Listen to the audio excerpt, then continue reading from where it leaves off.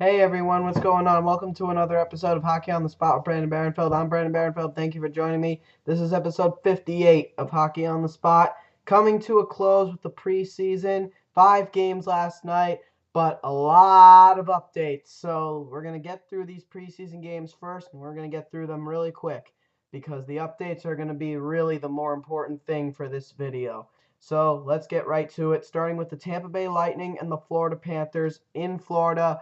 The big win for the Florida Panthers by a final score of 5-3. After trailing the game 2-0, Florida Panthers goals coming from Brad Boyes, assisted by Chris Versteeg and Dmitry Kulikov. Then Scott Gomez would score a power play goal, assisted by Jonathan Huberdeau and Brian Campbell. Then Jesse Winchester would score, assisted by Marcel Gottsch and Dmitry Kulikov. Then Chris Versteeg would score 2 goals. First one, even strength, assisted by Thomas Kopecky and Alexander Barkov. And then the second one would come with exactly a minute remaining in the game, an empty net goal assisted by Brian Campbell and Tom Gilbert. Both Brad Boyes and Tom Gilbert were signed to one-year contracts worth $1 million each because of how well they played in the preseason. And Tim Thomas would backstop the team in goal with Jacob Markstrom as his backup. He also was signed to a one-year deal worth around $3 to $4 million. He made 19 saves and 22 shots. His first full game as a Florida Panther, and his first full game since Game 7 against the Washington Capitals in the 2012 playoffs as a member of the Boston Bruins. For the Tampa Bay Lightning, their goals would come from Steven Stamkos, assisted by Martin St. Louis and Jonathan Drouin. Then Brett Connolly would get up on the board, assisted by Radko Gudas and Richard Panik. And then in the third period, Martin St. Louis would score a goal, assisted by Steven Stamkos and Sammy Salo. Anders Lindback would get the full start and goal for this game with Ben Bishop as the backup. 17 saves on 21 shots, an .810 save percentage, where Tim Thomas had an .864 save percentage. I forgot to say save percentage. But regardless, congrats to the Florida Panthers. Next, we have the Detroit Red Wings and the Toronto Maple Leafs in Toronto. Big 3-1 win for the Toronto Maple Leafs at home. And a big performance by Josh Leivo. But the funny thing about this game is a lot of the players who had points in this game for the Toronto Maple Leafs are no longer members of the Toronto Maple Leafs. Josh Leivo, again, had a 2-goal performance. He scored the first and the third goal. The first goal he scored was the opening goal of the game, assisted by Cody Franson and Andrew McWilliam. Then, in between his 2 goals, John Michael Liles would score a power play goal, assisted by Joe Colburn. And then Josh Leivo would score his second of the game, assisted by John Michael Liles and Joe Colburn. Both of those 2 guys, John Michael Liles and Joe Colburn, are no longer members of the Toronto Maple Leafs. John Michael Liles found himself placed on waivers today despite a tremendous performance last night. And Joe Colburn found himself traded to the Calgary Flames. So those 2 guys no longer members of the team. And we'll mention that again later when we talk about the updates. James Reimer played the full game with Drew McIntyre as his backup. McIntyre was sent down to the American Hockey League. Reimer was excellent, making 24 saves on 25 shots, a .960 save percentage. For the Detroit Red Wings, after the Leafs took a 3-0 lead, the Detroit Red Wings scored with 4 minutes remaining. Mitch Callahan would score the only goal for the Detroit Red Wings, assisted by Thomas Jurko and Jakob Kindl. They got a bit of a split in goal. Peter Mrazek played the majority of the game and started the game, making 16 saves on 18 shots, an .889 save percentage. And then Jared Coreau would come in the third period, making 8 saves on 9 shots, also an .889 save percentage. So congrats to the Toronto Maple Leafs. Next, a preview of the first NBC Sports Network game of the regular season year. The Washington Capitals and the Chicago Blackhawks in Chicago. So the Washington Capitals, they will not be going anywhere. They will most likely remain in Chicago because that is that is one of the 3 games being played on October 1st. A big overtime victory for the defending Cup champs by a final score of 4-3. Chicago goals being scored by Nick Leddy, assisted by Patrick Sharp. Then Nick Leddy would get his second of the game, assisted also by Patrick Sharp, but Ben Smith as well. Then Jimmy Hayes would get on the board for the Hawks, assisted by Nick Leddy and Andrew Shaw. And then in overtime, Andrew Shaw, who scored the overtime winner in Game 1 of the Stanley Cup Finals against the Boston Bruins, scored the overtime winner here, assisted by Sheldon Brookbank and Brandon Saad.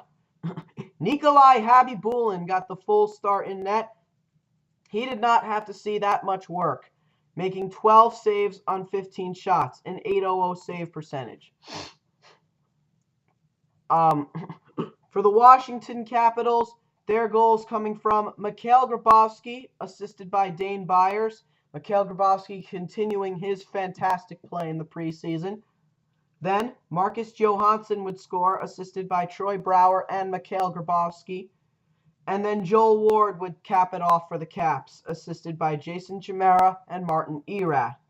Braden Holtby got the full start in goal with Michael Neuvirth as his backup. 32 saves on 36 shots, an .889 save percentage. He actually played well, but not well enough to get the win. So congrats to the Chicago Blackhawks. Next, we have the San Jose Sharks and the Anaheim Ducks at the Honda Center. Anaheim Ducks playing their preseason finale, their first preseason game since Tuesday. They got 3 days off, but 3 days off before concluding their preseason. Not a good ending for Anaheim Ducks and their fans. The San Jose Sharks coming up with a win on which was a really close game as far as the score is concerned. 6-5, the final score at the Honda Center.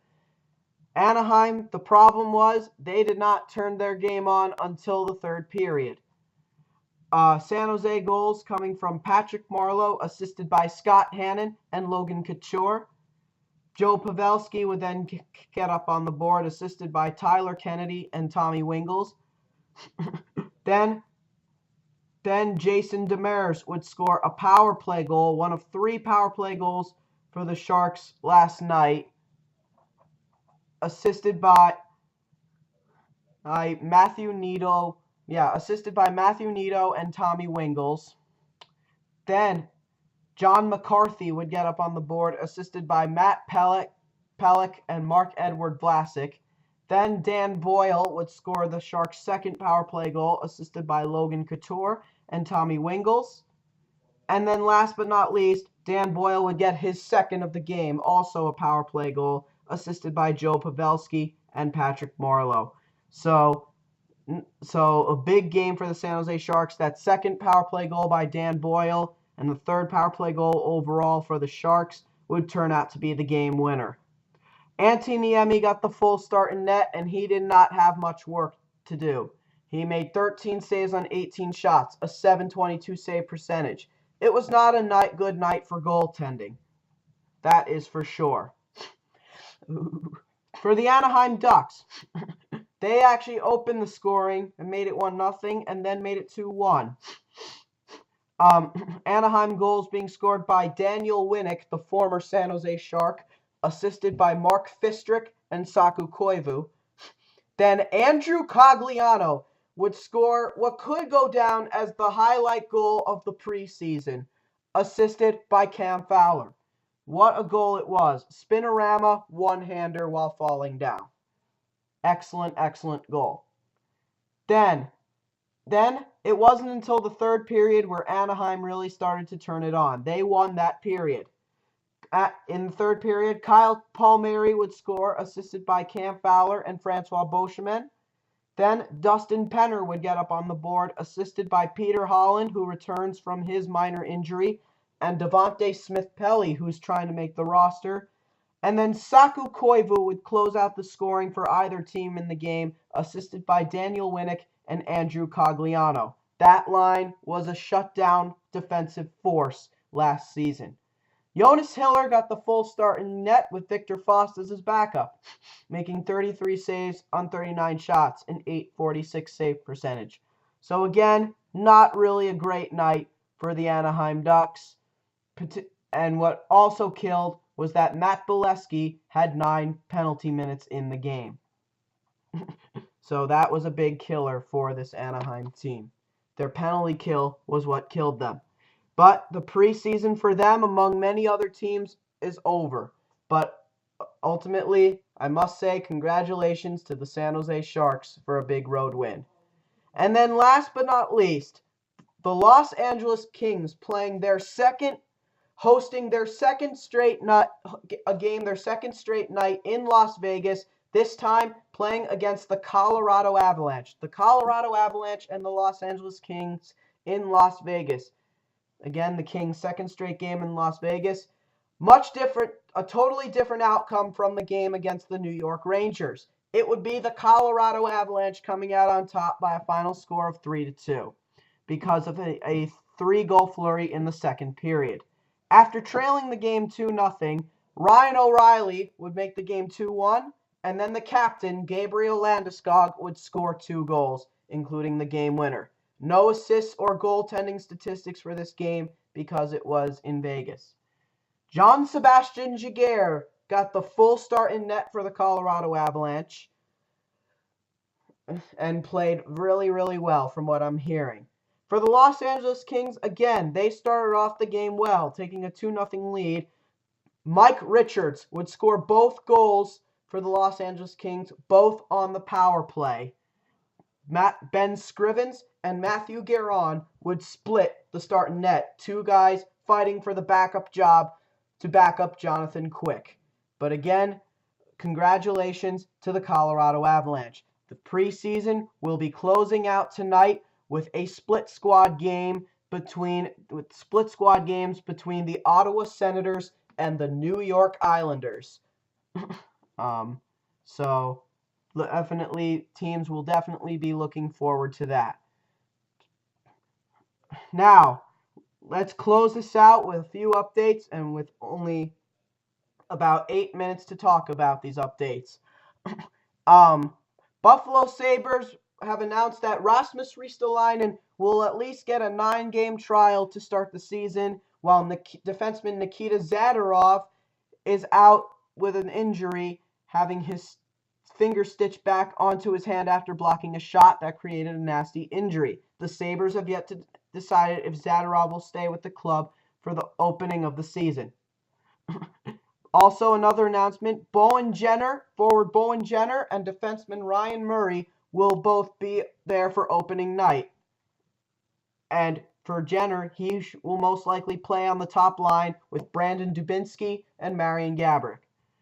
The New York Islanders have placed forward Cal Clutterbuck on IR due to a leg laceration retroactive to September 17th.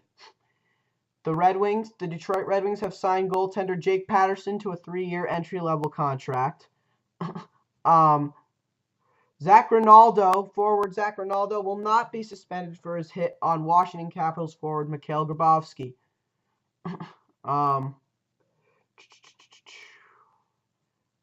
The Phoenix Coyotes have returned forward Max Domi, the 12th overall pick at this past year's draft, to the London Knights of the Ontario Hockey League. Max Domi was fighting with Lucas Lesio for the Phoenix Coyotes' last roster spot. Lesio will be on that roster spot.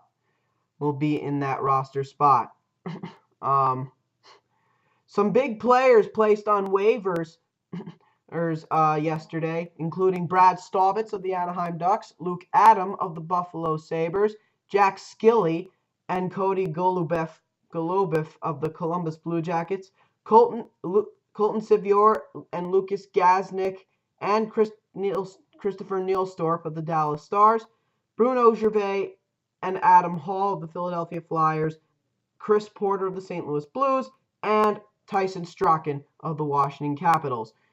Lucas Gazdic would be claimed off waivers by the Edmonton Oilers. Paul Bissonnette's 10-game suspension for coming off the bench to fight has been shortened to just 3 games. The New York Islanders have signed first-round pick Ryan Pulock to a 3-year entry-level contract. He has a very, very, very hard shot. And I mean a very hard shot. um, as I said before, the Toronto Maple Leafs have traded Joe Colburn to the Calgary Flames for a 2014 fourth-round pick. However, that pick does turn into a third-round pick if Colburn gets 10 goals or 35 points this season and if the Flames make the playoffs, but that is unlikely to happen. The Vancouver Canucks have traded Kellen Tochkin and a 2014 fourth-round pick to the Carolina Hurricanes for forwards Zach Dalpe and Jeremy Welsh, 2 forwards that the Carolina Hurricanes were really high on. They will add some depth to the Vancouver Canucks. And a big surprise, defenseman Andrew Ference has been named the new captain of the Edmonton Oilers. It was believed that Sam Gagner or possibly Taylor Hall would have been named captain, but it is believed that Gagner's broken jaw may have took him out of the captaincy running. But I think, honestly, even though this is really unexpected, I think that's actually a good move by the Edmonton Oilers to name Andrew Ference captain. One-time Stanley Cup champion back in 2011, 2-time Stanley Cup finalist, actually I think a 3-time Stanley Cup finalist in 2004 with the Calgary Flames, and then twice with the Boston Bruins in 2011 when they won the Cup, and last season as well. So a veteran defenseman who will bring leadership and Cup experience to Edmonton. I think he's actually a good underrated choice for the Edmonton Oilers to be captain. The Carolina Hurricanes general manager Jim Rutherford has announced that first-round pick 5th overall Elias Lindholm will be part of the opening night roster against the Detroit Red Wings. The Winnipeg Jets forward Ivan Telegin has refused to report to the American Hockey League St. John's Ice Caps, and he has been suspended by the Winnipeg Jets. The Nashville Predators have placed forward Victor Stahlberg on IR due to a shoulder injury. Very unfortunate. The New York Rangers have released their opening night roster, and to everyone's surprise, forward left winger Chris Kreider was not one of the names on the list. Chris Kreider has been assigned to the American Hockey League's Hartford Wolfpack. And I actually do find this as a shock. I really thought Chris Kreider was going to be on the opening night roster. As I said before, the Edmonton Oilers have claimed Luke Gazdic off waivers from the Dallas Stars. The Vancouver Canucks have re-signed forward Jannik Hansen to a 4-year contract extension worth $10 million. Really good depth player and very underrated player as well. I may have some questions about the money, but I think he's a really underrated player. As I said before, the Toronto Maple Leafs have placed defenseman John Michael Liles on waivers. There has been reports that the Leafs were trying to shop Liles the past couple of days with no luck, and the waivers was the only option. But also, considering that the Leafs are a bit over the cap, that I think it's a good move. Today's waiver list, Nolan Yonkman by the Anaheim Ducks, had been very good for them in the preseason, was placed on waivers. Nick Johnson for the Boston Bruins, Alexander Solzer for the Buffalo Sabres, among other names. Corey Emerton of the Detroit Red Wings, they're trying to trade him. Joey Crabb and Colby Roback for the Florida Panthers. Jeff Schultz for the Los Angeles Kings. Cam Jansen for the New Jersey Devils, among other names. And last but not least, the Tampa Bay Lightning have assigned left winger Jonathan Drouin back to the Halifax Mooseheads of the Quebec Major Junior Hockey League. They feel that he is not ready, after all, to play in the National Hockey League. And that is all the updates for today. I'm actually a little bit surprised by that one. Okay, guys, that'll do it for episode 58 of Hockey on the Spot. This has been Hockey on the Spot, Brandon Barenfeld. I'm Brandon Barenfeld. See you again tomorrow when we talk about the closing of the preseason and any last-minute updates. Thank you very much, and have a great day.